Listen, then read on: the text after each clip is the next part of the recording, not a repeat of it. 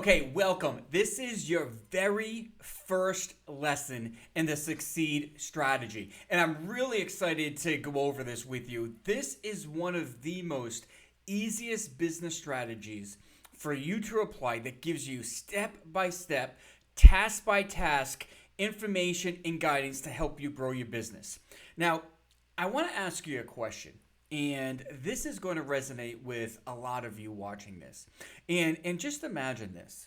You have the perfect company that you built. You have the most ideal products and solutions that you absolutely love. You love being a part of this industry. You love going to work every day.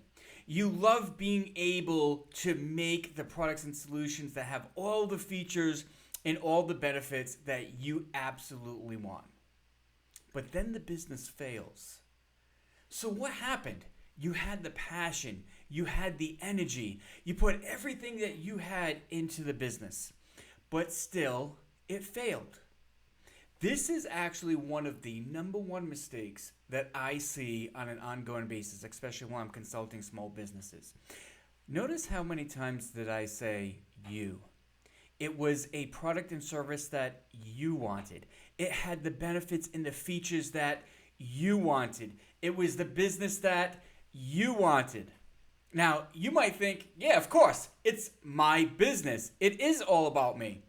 But here's the number one thing that we have to realize in business. And this is something that we might think of in the beginning, but we often lose track extremely easily, right? Business is not about you. It's about your target audience. You see, you're not the one buying the products and services that's bringing income in. Yes, you might be the one who is investing the firm and investing in the company. You might be the one that is front loading the business. If the business has issues, you might be the one that's putting cash into it. But you are not the one that's bringing revenue into your business. It is the consumers. The consumers are buying your products. The consumers are using your services. It is the consumers' funds and the consumers' monies that is actually coming into the business, not yours. That is the number one thing that we find when we're consulting different businesses is realizing that it is not about you. It is about your target audience. So that is the number one thing we need to think of when we're talking about doing a business strategy is we have to make sure that everything we do is focused on that individual who's bringing income into our business, right? Now, why is it so important to define who our target audience is? Now, there's two things we got to think of right now. So number one is we need to realize business is not about us. Yes, in the end game, we are the ones that reap the rewards of the business. We are the ones that are responsible about the business. We are the ones that have to manage and organize the business on a daily basis. That's absolutely right. But when it comes to serving on your business, and when I talk about that is when it comes to what products do we create, what services do we offer, how do we distribute, how do we price, when we're talking about every single business mechanic on the daily operations, it's not about you. It's about your target audience. Okay, great. So I know that I need to serve my target audience and I need to serve my customers on a daily basis. That's step number one. But what exactly is a targeting strategy? And more importantly, why do I need a targeting strategy? After all, can I just sell my solutions and my products to everyone? I'm going to find out what every single person wants. I'm going to see what every single person needs. And I'm going to have all these fantastic products and services to sell to everyone. Okay, let me ask you a question. How many of you would absolutely love to sell all the products and services that you have to every single person on the planet? How many of you would love that? And right off the bat, I'm sure a lot of you are raising your hands, 2 hands, 3 hands, 4 hands. Absolutely. I want to sell it to everyone. Let's go. Bring that money in. But here's the question. Is that realistic? Is it realistic for you to actually sell to every single person on this planet? No, absolutely not. Why? A couple of reasons. Number one, people want different things. I might like pizza. My fiance might like sushi. My best friend might like steak. People like different things. So even though you might have a core group of customers that love what you have, everyone might not want what you have, which is okay. Also, not everyone might be able to afford what you have. Can everyone buy a Rolex or a Ferrari? Absolutely not. They cater to a specific group of people. Not everyone might have access to what you offer. If you are a local restaurant in Florida, are people in Texas going to be going to your establishment? No, because they don't live near you. There is food in Italy that I absolutely love and absolutely would love to buy on a regular basis. But I can't. Why? Because I can't get it here in the US. The only way I can get it is if I am in Italy. So the number one thing we got to realize is when we're talking about a target strategy, it's important for us to be able to identify who our target audience is because not everyone might be doing business with us. And it's important for us to divert our resources to those who will. Let me ask you another question. How many of you would absolutely love to be able to advertise on every single platform out there every hour of the day? Obviously, all of you would love to. So why don't you? Because you can't afford it. Your resources are limited. Even Apple has a limited advertising budget. So when we're thinking about our target market and why we need a targeting strategy, number one, we need to realize that business is about the target customer.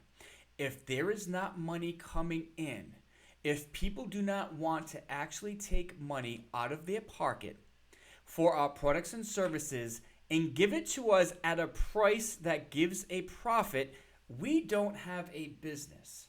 We have to provide something that the target wants to buy, not something that we want to buy. So that's number one. Number two, people don't want the same thing. We have to understand exactly what is it that our core customers wants or needs, and we got to make sure that we provide the products and solutions that they are looking for. And then number three, our resources are limited. We do not have the resources to cater to everyone. We don't have the money. We don't have the warehouse. We don't have the distribution chains. We don't have the team to execute. Our resources are limited. So we need to make sure that we understand exactly who is that core customer that is most likely to do business with us and make sure that we are doing everything that we can to serve that individual. So now when we're talking about a target market, here's what a target market is. Our target market is those individuals who are most likely to do business with us.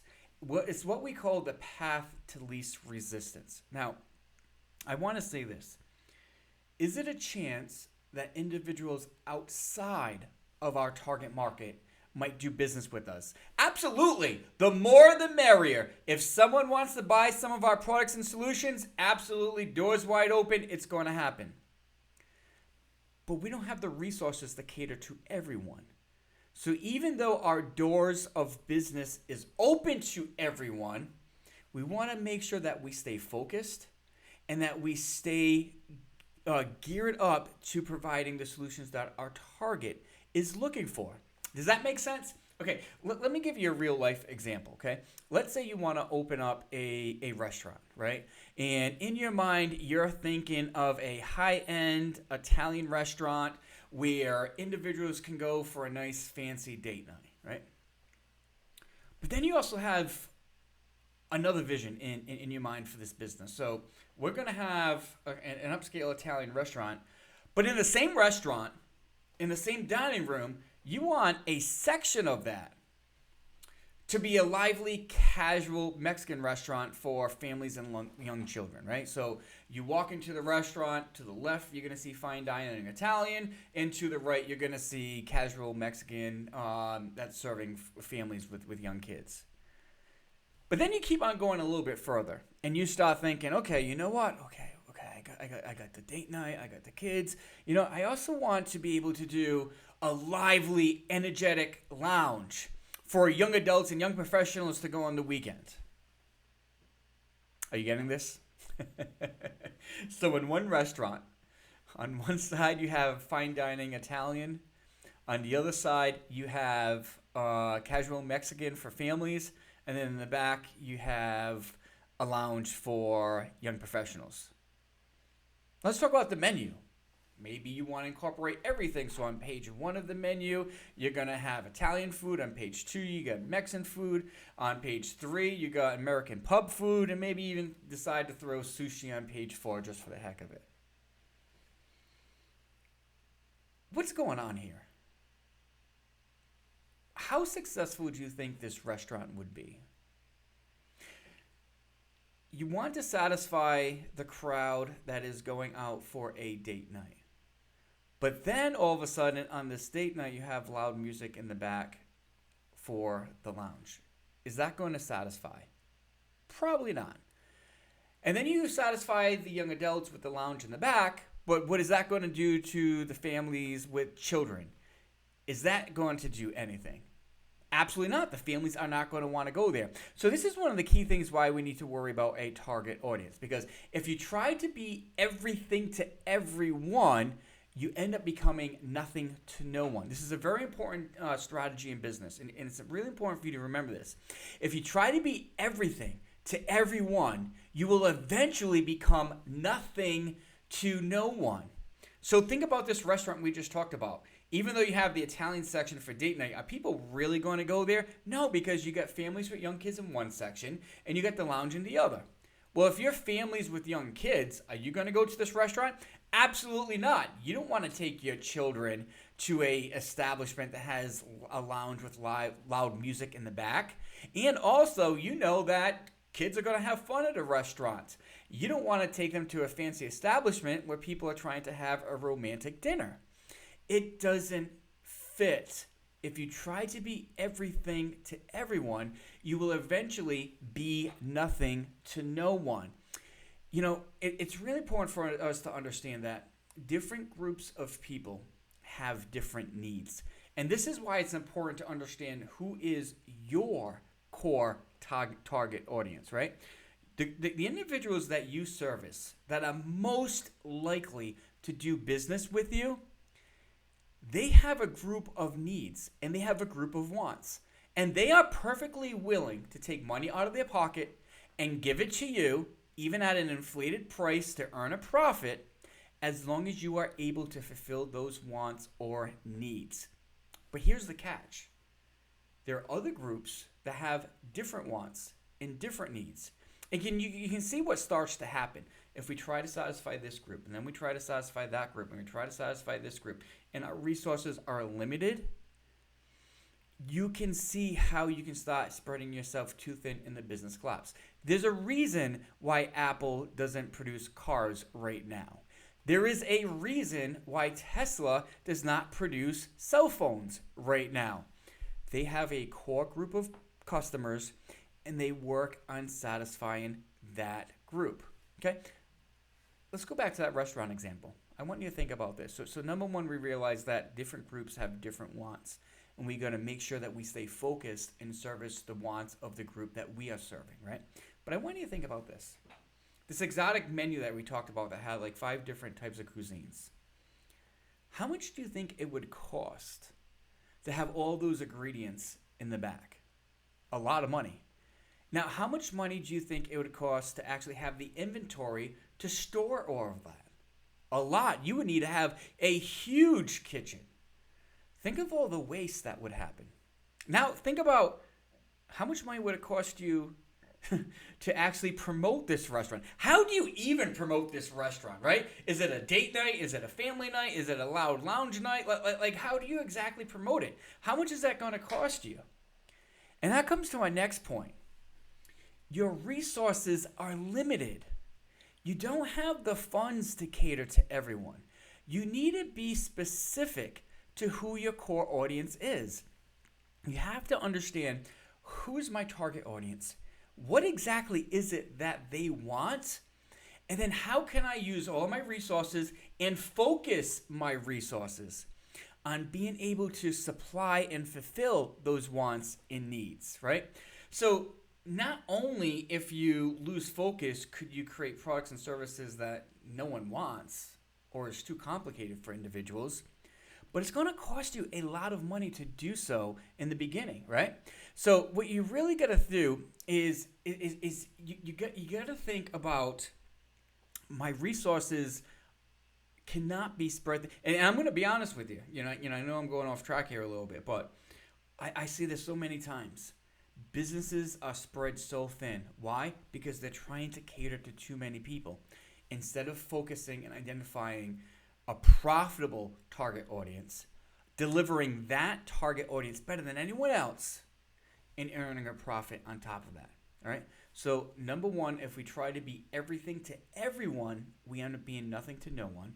Number two, your resources are limited. So you really got to focus your resources on those core customers who are most likely to spend from you at a profit.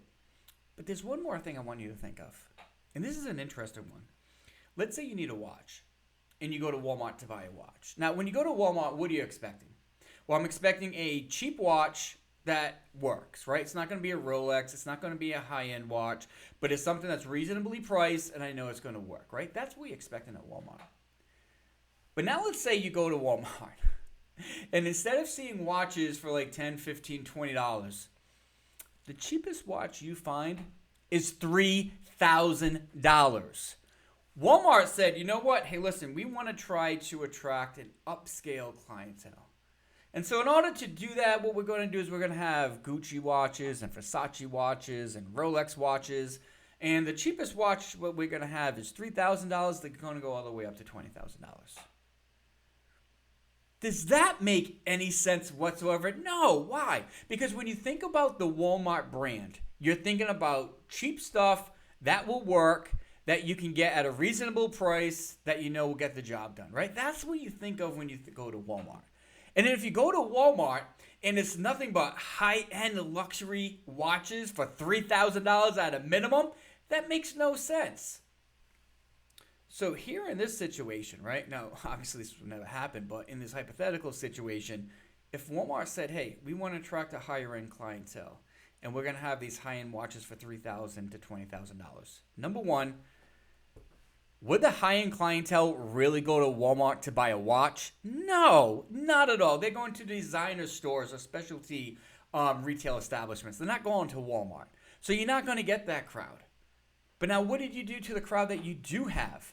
You confuse them because what your brand offers is not what you had. So here's the last key. If you try to attract everyone, you lose focus and you confuse people. If you try to attract everyone, you lose focus and you confuse people. So as we start to develop our targeting strategy, and don't worry, I know this is a lot to take in right now, but we're going to give you in this series, you're going to get step by step, task by task, guiding sheets. So you'll know exactly what you have to do on what day and in what order. All right. But before we even get there, let's talk about some of the common traps that companies go through on an ongoing basis when they try to engage in a targeting strategy. So number one is not understanding that different groups of people have different needs. Now, here's something you got to think about that's extremely important. Yes, people have different needs, and you might think, well, they have different needs, so I can just make different products to satisfy their different needs. This is true to an extent. But what you also have to realize is some of these needs directly conflict with one another. Some of these needs directly conflict with one another. So for example, let's say you have McDonald's and you have a high-end steakhouse. And you might say, hey, well, I want to cater to both.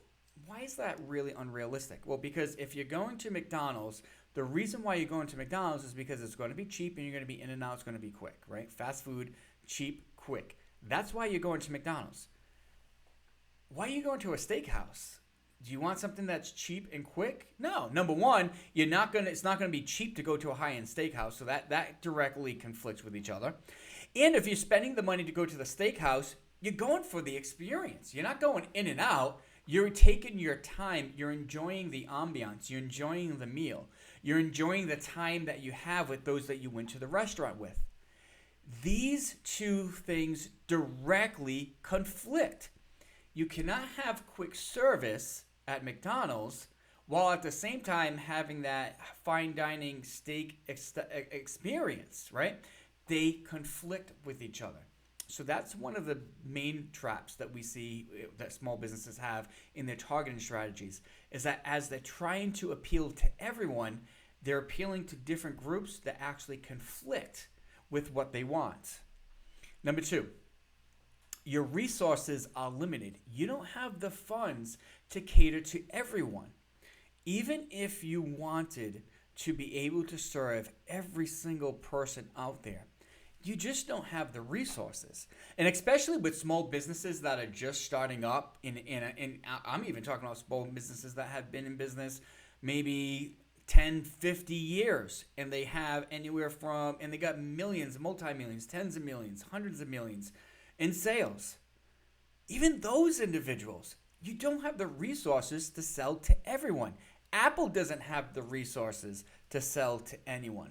If you start to cater to groups that is outside your core advantage and outside your target market, then what happens is your resources start to shrink and you start spreading yourself thin.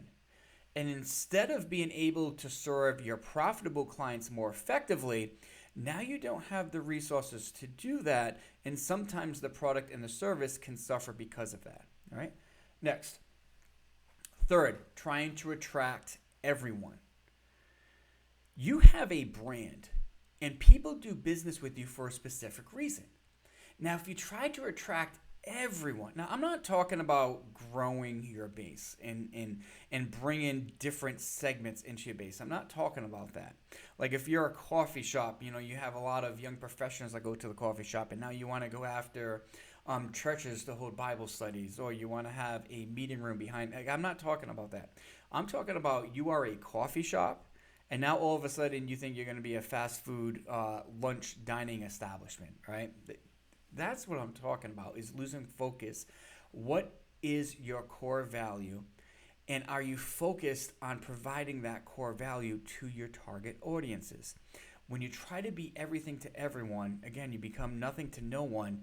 You spread yourself thin, and you confuse people about what exactly it is your brand is, right? So how exactly does targeting work? Now that we've seen what some of the common traps are, what are some things that we can start doing to make sure we don't fall into these traps? But let me show you an example really quick, all right? Here's two brands, Starbucks and Dunkin' Donuts. I come from the Northeast. I'm a Dunkin' Donuts guy. Down here in the South, where I currently live, the same Starbucks is at every corner. They're both coffee. They both serve light pastries. What's the difference? Same exact customer, right? Well, think about this. When you think about Starbucks, who's the target audience for Starbucks? And this is legitimately their target audience. It's premium coffee drinkers, ages 16 to 70, ages 16 to 70, who are often looking for the European cafe experience. So when Starbucks really started to gain popularity in the 90s, it was really because of that European cafe experience. We didn't have that as openly here in the US. And that was the big lure. A lot of people go to Starbucks because they want to go there, hang out with their friends. People go there to get work done. People go there to have meetings, all right? And when you're thinking about it, you're thinking of premium lattes, premium cappuccinos, premium Italian coffees with a very comfortable space where people can interact with each other, lounge, and have that same exact similar experience to that in Europe. Now let's look about Dunkin' Donuts.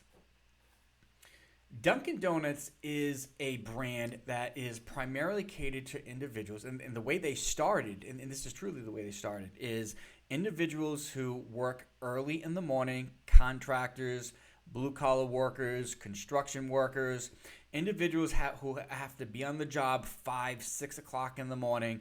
They want a quick cup of coffee on the way to work where they can get in, they can get out. Their target audience is primarily workers ages 16 to 70 on the go who want a quick, good cup of coffee at a reasonable price. Again, two different brands, but two completely different target audiences. Here's why it's so important for us to have a targeting strategy. These two target audiences conflict each other. One individual, Starbucks, they want a premium cup of coffee. They want their lattes, they want their cappuccinos. Well, that is going to cost you significantly more money. Dunkin' Donuts, they want a good cup of coffee at a reasonable price. They might not need the fancy latte or cappuccino. Yes, Dunkin' Donuts does sell lattes and cappuccinos, don't get me wrong. But they sell more of their regular drip coffee than anything else. But here's the other thing. When you're talking about Dunkin' Donuts, a lot of people don't have meetings at Dunkin' Donuts. Or they don't go to Dunkin' Donuts to use their Wi-Fi to get work done. They do at Starbucks. At Dunkin' Donuts, it's quick. In and out. Let me get my service. Let me get out. Starbucks is more of a leisure experience. So even though these are two coffee brands, very popular international coffee brands, they both have completely different target audiences. Now, if Dunkin' Donuts tried to go after a Starbucks target audience, how successful would they be? It's not what that group wants. That group doesn't want the quick in and out experience. They know that if they get a latte, it's going to take a little bit longer for it to be made, right? That is why you need to understand who is your target audience and how is your target audience different than other businesses in your same industry. Let's look at another example, Jeep. Who wants to buy a Jeep, right? When you think of Jeep, really car buyers who want a spacious, rugged SUV. You think of it as an adventurous car brand, the Jeep Wranglers going off-roading. But now look at this, smart car. Both cars, both vehicles, what's the difference? What individual wants a smart car? Well, a lot of times you're going to have someone who's eco-cautious, someone who wants something that's fuel efficient, someone that wants a car that is small and lightweight. Again, same exact industry. They're both cars. Completely different target audiences. It is so important for you to understand who your target audience is, what is it that they want, and how you're going to focus your products and solutions in line with that. All right. So now what we've done is we've given you an overview of why your target audience is so important. We talked about common traps that individuals get into in their targeting strategies. I gave you a couple of examples of why a target audience is so important. But now let's talk about a couple of things that resonate to a strong targeting strategy. What are some things that you can do that can provide a strong and positive targeting strategy for your business, right? So number one, you got to know exactly who your target market is. This is so simple. Know exactly who your target market is.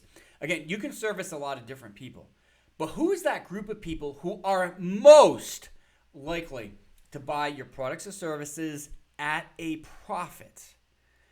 Keep in mind, it has to be at a profit. So not only do they have to want your products and services, not only do they have to be willing to pay for your products and services, but they have to do so in a way that will be profitable for your business. And we call this the path to least resistance. Who are those individuals who are the path or least resistance? Who are the ones that are most likely and the easiest people to do business with you, right? So that's number one. Number two, completely understand what your target wants and is willing to pay for. Are you creating products and services, and do your products and services have features and benefits that are what your target is willing to pay for or what you are willing to pay for? Now, yes, they can overlap. It could be the same exact thing. And if it's the same exact thing, fantastic. If you're the target audience and you're the key individual, perfect. But a lot of times you're not. And a lot of times your target audience is slightly different than you. What exactly do they want?